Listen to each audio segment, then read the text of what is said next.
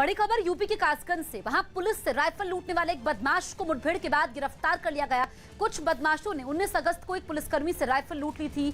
तभी से पुलिस को इन बदमाशों की तलाश थी। तलाशी के समय एक बदमाश के आने की जानकारी मिली, जिसके बाद पुलिस ने बाइक सवार उस बदमाश को रोकने का इशारा किया, लेकिन बदमाश रुकने के बजाय फायरिंग करते हुए वहां से भागने लगा, जिसके बाद पुलिस ने भी जवाबी फायरिंग की, जिसमें वो घायल हो गया। पुलिस ने आरोपी के पास से पिस्तौल और लूटी हुई राइफल भी बरामद कर ली है। साथ ही बदमाश से पूछताछ में मिली जानकारी के बाद पुलिस ने 2 और आरोपियों को धर दबोचा।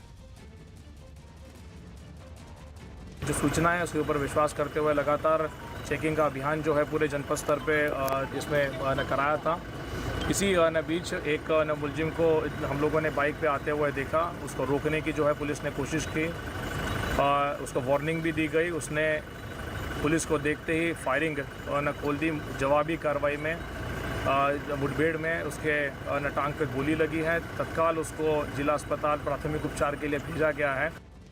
पाकिस्तान की सरकार का आतंकी प्रेम एक बार फिर सामने आ गया। न्यूज़ 18 के नीतीश कुमार की रिपोर्ट है कि पिछले महीने की 14 तारीख को पाकिस्तान के खैबर पख्तूनख्वा में जो आतंकी हमला हुआ था, उसमें मारे गए 8 चीनी नागरिकों की हत्या की जांच पाकिस्तान की खुफिया एजेंसी ISI ने एक आतंकी को सौंप दी। असमतुल्लाह नाम के जिस आतंकी को यह जांच सौंपी गई, वो खुद 2013 में कई विदेशी नागरिकों को निशाना बना चुका है। जून 2013 में गिलगित बाल्टिस्तान में 10 विदेशी नागरिकों की हत्या की गई थी, जिनमें यूक्रेन, चीन और अमेरिका के नागरिक शामिल थे। उस वक्त चीन ने पाकिस्तान से दोषियों के खिलाफ कार्रवाई की मांग भी की थी और चीन की लिस्ट में सबसे ऊपर असमतुल्लाह का ही नाम था। खबर है कि पहले यह आतंकी जैश-ए-मोहम्मद के लिए काम करता था और बाद में वो तालिबान के साथ मिला। नकली कोरोना वैक्सीन पूरी दुनिया में अपना पैर पसार चुकी है और भारत में भी इसका खतरा मंडराने लगा है। इंटरपोल इसको लेकर अलर्ट जारी कर चुका है। WHO ने भी भारत को सचेत रहने की एडवाइजरी दी है। अगर वक्त रहते इस पर कार्रवाई नहीं हुई तो भारत जैसे बड़े मार्केट में इसके परिणाम भयावह हो सकते हैं। न्यूज़ 18 की सुपर एक्सक्लूसिव रिपोर्ट देखिए। भारत में कोरोना की नकली वैक्सीन मिलने के बाद केंद्र ने इसके जांच के आदेश दे दिए हैं। अब इस बात का पता लगाया जा रहा है कि आखिर वैक्सीनेशन का सिस्टम इतना मजबूत होने के बावजूद खामियां कहां रह गईं? आखिर कैसे वैक्सीनेशन अभियान में नकली वैक्सीन की एंट्री हो गई?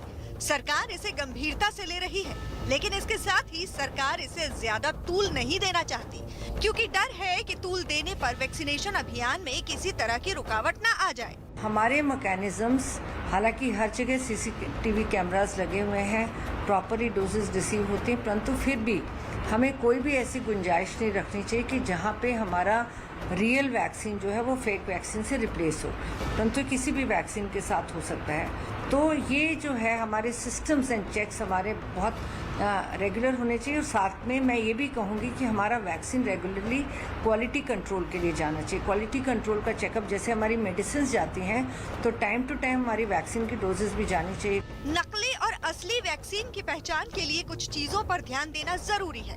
जानकारों के मुताबिक अगर किसी कैंप में वैक्सीनेशन के लिए आप जा रहे हैं तो ये पता कर सकते हैं कि वो कैंप सरकार या फिर अस्पताल के लिए लगाया गया है। अस्पताल से पता किया जा सकता है कि वो कैंप सही है या नहीं। शीशियाँ होती हैं, लेवल तो लोग छाप लेते हैं, शीशियाँ होती हैं वो लोग फेंकते हैं, वहाँ से उठा लेते हैं, तो और ऊपर का कवर जो है वो लगाया जा सकता है। तो इसलिए फेक वैक्सीन बनाना आसान था, तो कुछ लोगों ने इसका बहुत ही ख़राब दुरुपयोग किया है। पैंडेमिक में इस तरह की चीज़ होनी नहीं चाहिए, इसमें सख्त से सख्त सजा होनी चाहिए। जानकारों के मुताबिक दुनिया भर में फर्जी कोरोना वैक्सीन का मार्केट $150 मिलियन है। सबसे ज्यादा नकली वैक्सीन का शिकार अमेरिका रहा है। ये टीके चाइना से आते हैं और दुनिया भर में फैल जाते हैं। कोरोना काल में जालसाजों ने अपना एक बड़ा बाजार बना रखा है। यही वजह है कि नकली वैक्सीन को लेकर भी कई तरह की आशंकाएं जताई जा रही हैं। जैसे USA में 1200 ऐसे एडवर्टाइजमेंट और वेबसाइट्स पाए गए थे जहां ऑनलाइन सेल नकली कोविड वैक्सीन का हो रहा था। हिंदुस्तान में भी 3-4 ऐसे आए, लेकिन बहुत ज्यादा नहीं है, क्योंकि ऑनलाइन आने के बाद अवेयरनेस हो गया ये ठीक नहीं। भारत में सबसे पहले मुंबई में जुलाई के महीने में 2503 फर्जी वैक्सीन सीज की गई थी। इन शीशियों में सिर्फ नमक का पानी था, जिसे कोरोना वैक्सीन कहकर लोगों को दिया जा रहा था। इस मामले में 14 लोगों को गिरफ्तार किया गया था। पुलिस के मुताबिक ये वैक्सीन 2000 लोगों को दी गई थी। इस मामले में कुछ डॉक्टर और अस्पताल भी शामिल पाए गए थे। ये गिरोह बड़ी सोसाइटी में कैंप लगाकर लोगों को वैक्सीन देते थे। इसी तरह कोलकाता में 500 लोगों को फर्जी वैक्सीन दी गई थी। ये वैक्सीन ट्रांसजेंडर और दिव्यांग लोगों को दी गई थी। WHO के मुताबिक भारत और युगांडा में नकली कोरोना वैक्सीन फैलने का सबसे ज्यादा खतरा है। खतरे का अंदाजा इसी बात से लगाया जा सकता है कि भारत में काफी मात्रा में पहले से ही नकली दवाएं बेची जाती रही हैं। नकली दवाओं का पता लगाने वाली एक कंपनी कोरोना वैक्सीन पर भी काम कर रही है। कंपनी के मुताबिक सरकार को टास्क फोर्स बनाकर इसकी ट्रैकिंग करनी चाहिए, वरना आने वाले दिनों में इसके चिंताजनक परिणाम हो सकते हैं। हाल ही में यूनिसेफ ने एक ग्लोबल ट्रस्ट रिपोजिटरी बनाया है। इसके तहत असली कोरोना वैक्सीन की यूनिक सीरियल नंबर के जरिए ट्रैकिंग की जाती है। इससे नकली वैक्सीन को पहचानने और उसे अलग करने में मदद मिलती है। ये तकनीक 92 गरीब देशों को मुफ्त दी गई है। हालांकि भारत को इसमें शामिल नहीं किया गया है। नकली वैक्सीन के कारोबार में अपराधियों के संगठित गैंग शामिल होते हैं। ये बहुत कम पैसे में नकली वैक्सीन बना लेते हैं और उसे महंगी कीमत पर बाजार में बेचते हैं। ऐसी प्रॉब्लम वहाँ आती है जहाँ लोग जो है भीड़ से बचने के लिए या थोड़ी सी प्रॉब्लम के लिए जो है कहीं और जाना चाहते हैं, वहाँ पे जो है ये प्रॉब्लम जो है हो सकती है। तो लोगों को चाहिए कि सिर्फ गवर्नमेंट अथराइज सेंटर्स पे जाए। वहाँ अगर वो जाते हैं गवर्नमेंट अथराइज सेंटर में तो इसकी संभावना नहीं रहेगी।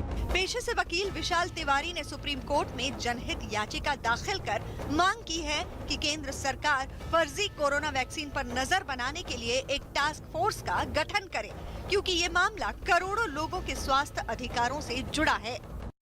ब्राजील के साओ पाउलो के बायो प्रिजर्व पार्क